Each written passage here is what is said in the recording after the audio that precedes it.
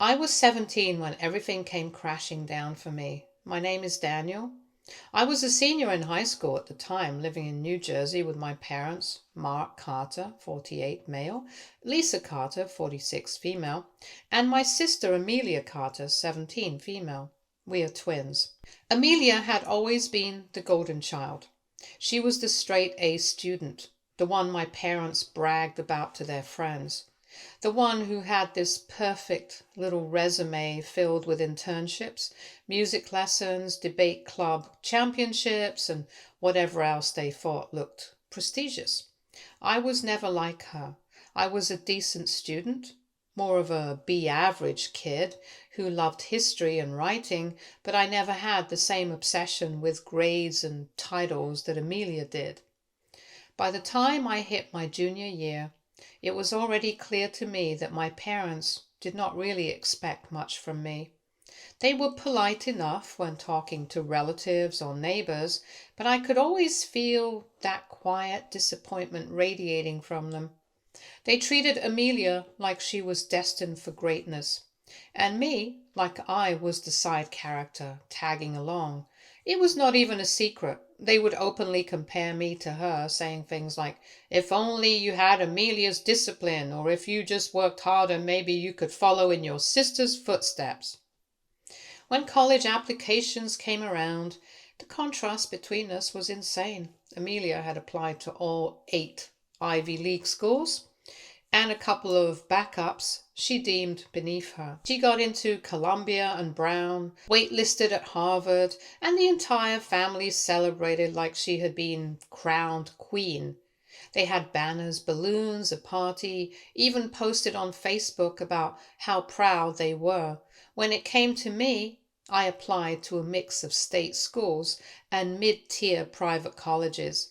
I knew Ivy League was not for me. Honestly, I did not even want it. But in my parents' eyes, that meant I was already a failure. When the acceptance letters rolled in, I had a few solid offers. College gave me a decent scholarship, and I also got into pretty good universities. I was excited because those were good schools for what I wanted to do, which was history and maybe teaching. But my parents did not see it that way. They saw Amelia holding Ivy League letters and me holding what they called scraps. That's when everything turned ugly. One night, they sat me down at the kitchen table and basically told me I was not good enough to justify their financial support. They said they only had so many resources and they needed to save them for the child who had real potential. I can still remember the way my mom phrased it. She said they could not waste money on mediocrity when excellence was right in front of them. They told me since I was not going to an Ivy, I needed to figure things out on my own. I could stay with them until the end of summer, but by fall, when Amelia was moving to New York for Columbia, I needed to move out. I was 17. I was not even legally an adult yet. But they were so cold about it, like they had been waiting for this moment to finally wash their hands of me. I tried to argue. I tried to explain that the college I got in was still a great school and I could pay part of it with my scholarship, but they weren't listening. To them, I was a liability. Amelia was the investment. So that summer I scrambled. I got a part-time job at a local bookstore, picked up extra shifts wherever I could, stayed with a friend's family for a bit when things got too tense at home. By August, I had officially moved into a small off-campus apartment near college, splitting rent with 2 other freshmen I barely knew. It was terrifying but also freeing. For the first time, I did not have to live in my sister's shadow every single day. I focused on my classes, on building some kind of future for myself, and tried not to think too much about how my parents had basically thrown me away. Meanwhile, Amelia was paraded off to Columbia with what seemed like endless money being funneled into her. New clothes, a new laptop, dorm decorations, meal plans, even a car for when she came home on breaks. I could not even afford a car. I rode the bus or walked everywhere. But my parents did not care. They called me occasionally, mostly to brag about Amelia's new experiences. They never once asked how I was holding up. Then, 6 months later, everything changed. I was in my apartment studying for midterms when my phone started buzzing like crazy. First it was my mom, then my dad, and then my aunt. At first I thought something terrible had happened, like an accident. I finally picked up when my dad called for the third time. His voice was frantic, completely unlike the calm, superior tone he usually had. He was begging me to come home immediately. I kept asking what was wrong, but he was so scrambled that he wouldn't explain. He just kept saying they needed me, that I was their only hope, that Amelia had ruined everything. I did not know what to think. Curiosity got the better of me, so the next day I took a bus back to my hometown. When I got to the house, I was hit with chaos. My mom was in tears, my dad looked like he hadn't slept in days, and Amelia was nowhere to be found. After a lot of pressuring, they finally told me the truth. All the money they had set aside for Amelia's Ivy League education, the thousands of dollars they thought they were spending on her tuition and housing, was not actually going where they thought it was. Amelia had lied to them. Instead of paying directly through the school portal like a normal student, she had convinced them to transfer the money to her account so she could handle it herself. They trusted her completely, of course, because she was the golden child, but she hadn't been paying for college at all. She had dropped out after the first month, stopped attending classes, and had been living in New York, blowing through all that money on a lifestyle she could not actually afford. She was renting an expensive apartment, partying constantly, traveling, shopping, posting about it all on social media under the guise of being this glamorous Columbia student. My parents had no idea until the school finally contacted them about unpaid tuition, missing enrollment. By then, tens of thousands of dollars were gone. They confronted her, and apparently she did not even deny it. She told them she never wanted to go to Columbia in the first place and that she just wanted to experience the city, and that it was their fault for pushing her so hard. Then she stormed out and disappeared. Now they were panicking. Not only was their perfect daughter a fraud, but they were financially wrecked. They had poured everything into her, drained savings, even borrowed money, and it was all gone. They had nothing left. No more backup funds, no more investment in the golden child, and now they were looking at me, the son they had discarded, the one they had called mediocre, as their last hope. They begged me to come back home, to transfer to a school closer so I could live with them, to let them support me so they could feel like they still had a successful child in college. They were suddenly proud that I had managed to stay enrolled, pay part of my own way, and keep decent grades in college. They wanted to claim me now that Amelia had failed them. The irony was not lost on me. 6 months earlier, they had kicked me out because I was not good enough. Now I was the only college-going kid left. The only chance they had to save face with relatives and friends. They weren't even hiding it. They admitted they needed me because otherwise they would look like fools. They had told everyone their daughter was at Columbia. Their son was irrelevant. And now the truth was the opposite. I stood there listening to them cry and plead, thinking about how quickly things had flipped. Amelia was gone. The money was gone. And they were desperate, but all I could feel was bitterness. Where was this concern when I was scared and alone, trying to figure out how to survive at 17? Where was this support when I needed someone to believe in me?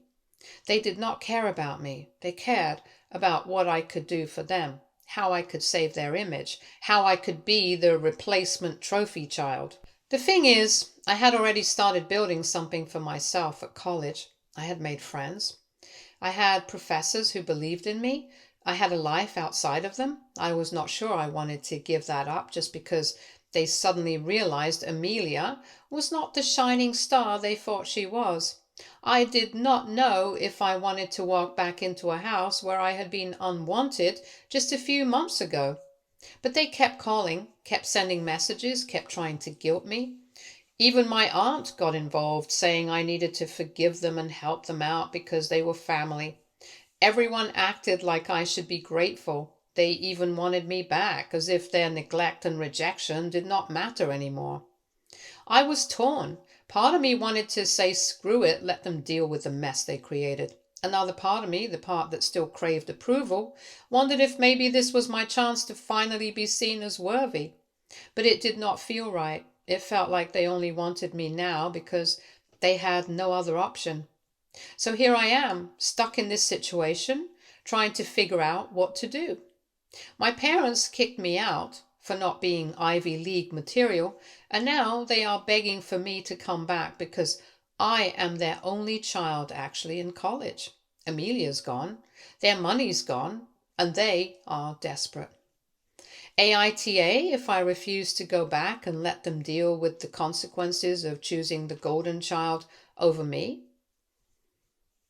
Update 1. Hi, it's been a while, so I've thought of posting an update about what happened since, and honestly, I did not think things could get more dramatic, but here we are because my family has a talent for making every situation worse than it needs to be. After I shared what went down the first time, I tried to ignore most of the calls and messages from my parents, just focusing on school and work. But ignoring them did not make them disappear. They started showing up at my apartment building, waiting outside in their car like some kind of stalkers. Once I walked out to get groceries and saw my mom sitting in the passenger seat crying with tissues everywhere. My dad leaning against the car looking like the world had ended. I just walked past them and did not say a word because I was not ready to deal with that circus. The thing is, my parents aren't just embarrassed about Amelia's disaster. They are in actual financial ruin now. Turns out they had co-signed a private loan in Amelia's name, but she never used the money for tuition. She used it to fund more of her New York fantasy life. So now my parents are getting harassed by collectors. Their credit is tanking, and they are desperate to have me step in as the good child. Apparently, in their twisted logic, if I play along and look like I'm succeeding, they think it'll balance out the shame of Amelia's screw-up. They keep saying things about how relatives are asking questions, how their friends at church want to know why Amelia isn't posting about Columbia anymore. And they want me to be paraded around as the child who's still making them proud. The part that really threw me off was when my aunt called me privately and basically begged me to come home for just one family dinner, because apparently my mom has been crying every night about how she lost both her children. She told me Amelia barely answers their calls now, and when she does, she just asks for money or screams at them. According to my aunt, Amelia's living with some older guy who's paying her rent now, and my parents are horrified because they can't control her anymore. They thought she was this picture-perfect Ivy League angel, but now she's out in the city acting wild and burning every bridge. When I finally caved and visited, I was shocked at how different the house felt. It used to be this shrine to Amelia with her trophies and awards displayed everywhere. Now half the stuff was gone, boxes packed up, picture frames empty. My mom had literally taken down most of Amelia's photos because she said she could not stand looking at them anymore. Instead, she had pulled out old school pictures of me and put them on the mantle like suddenly I was the favorite child all along. It was so unsettling, like they were trying to rewrite history and pretend they hadn't treated me like trash. During that visit, my dad sat me down and instead of apologizing or owning up to how badly they treated me, he started laying out a plan for how I should transfer to a closer college so they could support me better. He wanted me to switch from college to some community college nearby so I could live at home and let them handle things. He kept saying how it would make the family look stronger. and how people would respect them more if I was under their roof again. It was insane to hear, like he thought my life was some public relations project to fix their image. I just listened without saying much, but inside I was furious because the only reason they wanted me back was to plaster over their shame. The spiciest part, though, was finding out that Amelia actually showed up one night while I was there. She came in around midnight, looking totally different from the perfect sister I grew up with.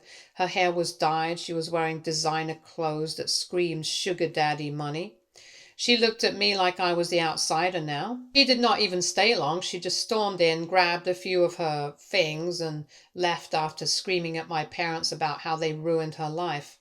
But before she left, she looked right at me and said I would never be able to replace her, no matter how hard they tried. Then she slammed the door and disappeared again.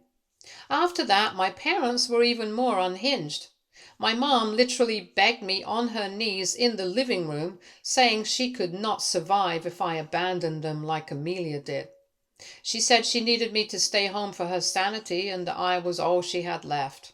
My dad was quieter, but he said something about how he regretted letting me slip away, and he did not want to make the same mistake twice. It should have felt like an apology, but the way he said it just made it sound like I was a backup plan. Since then, they have been trying to bribe me with money they do not even have. They offered to buy me a car if I moved back, which made no sense since they are drowning in debt. They said they would pay for my food and books if I let them take care of me again. Even though the last time they had the chance they threw me out. Part of me wonders if they're lying about how broke they are because they keep dangling these offers like bait. Another part of me knows they are probably just trying to trap me into dependence so they can control me again. What really stung, though, was hearing through relatives that my parents are telling everyone a completely twisted version of events. Apparently, they've been saying that I chose to move out, to be independent, and that they supported me fully, painting themselves as these loving parents who are proud of both their kids. Meanwhile, they're hiding the fact that they kicked me out and that Amelia scammed them out of everything. They're trying to use me as the polished version of their family story while the truth is so much uglier. I've been going back and forth in my head about whether I should cut them off entirely or milk the situation for what I can get. Part of me feels like I should make them face the consequences of what they did. But another part of me feels tempted to let them pay for things now, since they owe me for how they treated me before.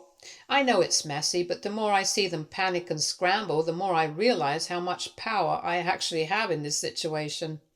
They need me way more than I need them, and honestly, it's a strange feeling after a lifetime of being the disposable child. Update 2. Hi, it's been a while, so I thought of posting an update about what happened since, and honestly, things got even more insane than before. After my last post, I tried to stay focused on my own life, but my parents kept pulling me into their drama. They started showing up at my campus, pretending they were just visiting, but really, it was them trying to check if I was still enrolled and doing well, because apparently they have been telling everyone in the family and at church that I am thriving thanks to their endless support. One of my professors even mentioned that a couple who looked like my parents came by asking if I was attending classes regularly, which was beyond embarrassing. The craziest part was how fast their attitude flipped, from begging to controlling. They started acting like, because they were reinvesting in me, now I owe them loyalty and obedience. The problem is they weren't actually paying for anything, just making promises they could not keep. They said they'd cover my rent, but the money never came. They said they'd buy me a car, but when I asked about it, they said they were waiting for funds to clear. I realized quickly it was all smoke and mirrors, just another way to keep me on a leash. Meanwhile, Amelia made another appearance, and this time it was worse. She turned up at my apartment out of nowhere, clearly drunk, and demanded that I help her out. She said she needed money because the guy she was staying with had kicked her out and she had nowhere to go. She was furious that our parents had shifted attention to me, and she accused me of stealing her place in the family. She told me I'd never survive in college without our parents, and that I was only being used as their scapegoat. I did not give her anything, and she left cursing me out. But the whole thing left me rattled. And a few days later, I got texts from unknown numbers that were clearly from her, saying she was going to ruin me if I did not help. My parents, of course, pretended to be shocked, but I could tell they were still soft on her. My mom kept saying things like, Amelia's just lost and we need to help her, while at the same time pushing me to come back home and let them take care of me. It was like they wanted me under their control while still making excuses for Amelia.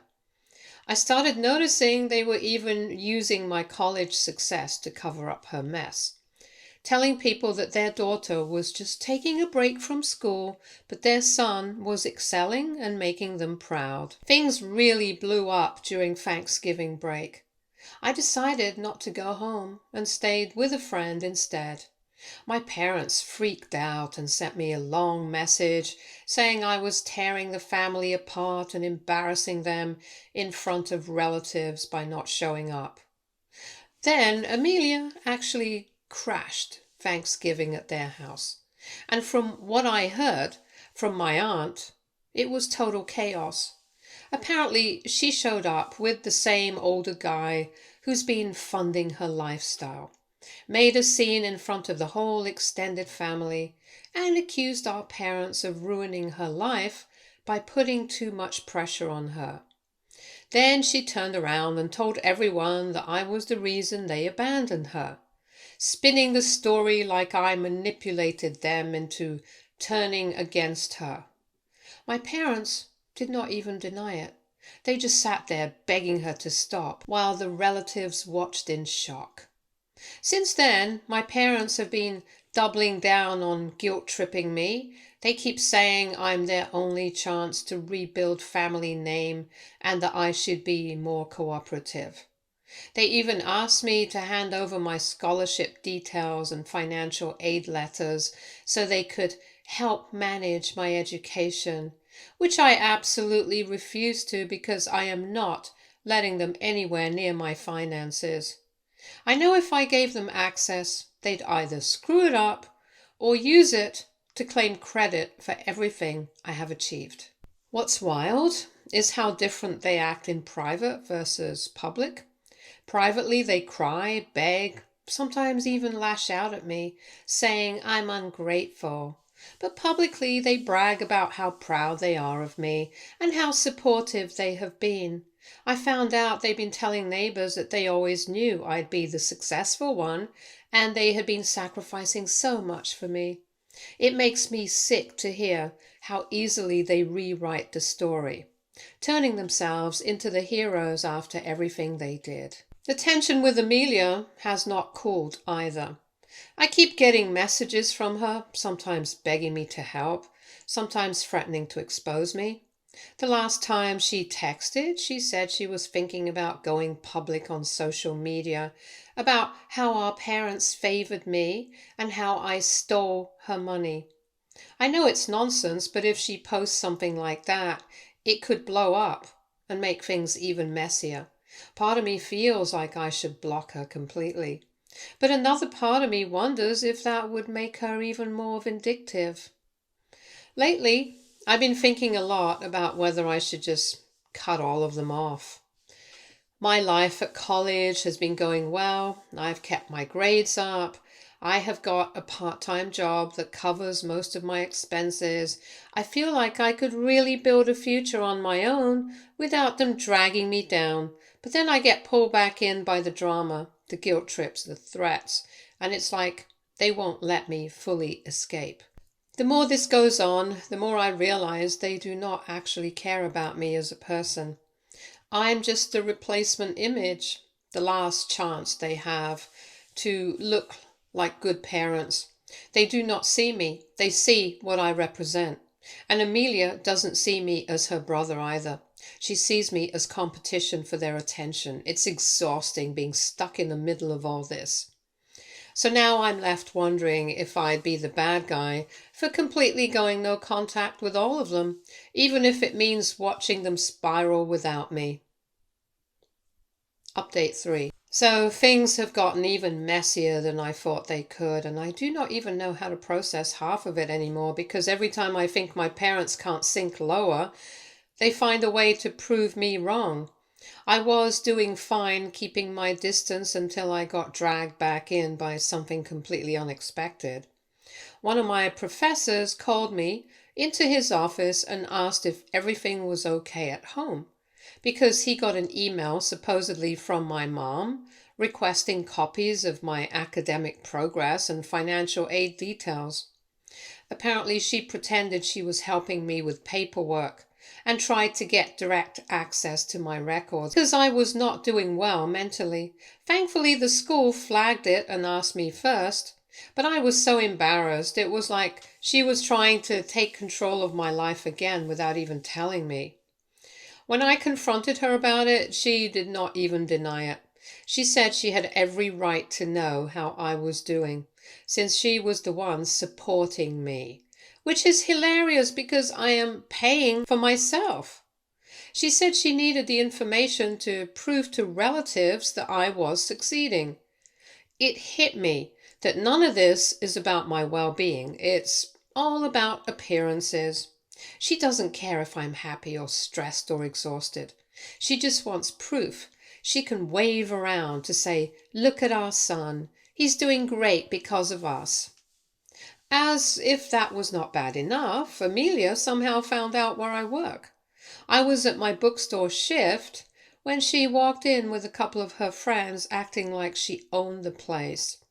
She started loudly making comments about how funny it was to see her brother slaving away for minimum wage while she was living in New York, hinting about all the expensive things she had. It was humiliating because my coworkers and even customers could hear her. She eventually left, but not before slipping me a note that basically said if I did not start helping her out financially, she was going to make sure everyone knew I was not the perfect college student my parents brag about. She wrote she knew things about me that could ruin me, which I know is just manipulation, but it still made me furious. A few days later, my dad called me saying Amelia had come home again and that she and my mom had a screaming match that got so bad the neighbors called the cops. Apparently, she accused them of funneling all their money into me now and leaving her to rot, which is insane because I haven't taken a single cent from them. My dad begged me to come over and help calm things down, but I refused. Then I got messages from relatives saying I needed to stop being selfish and step in because family should stick together.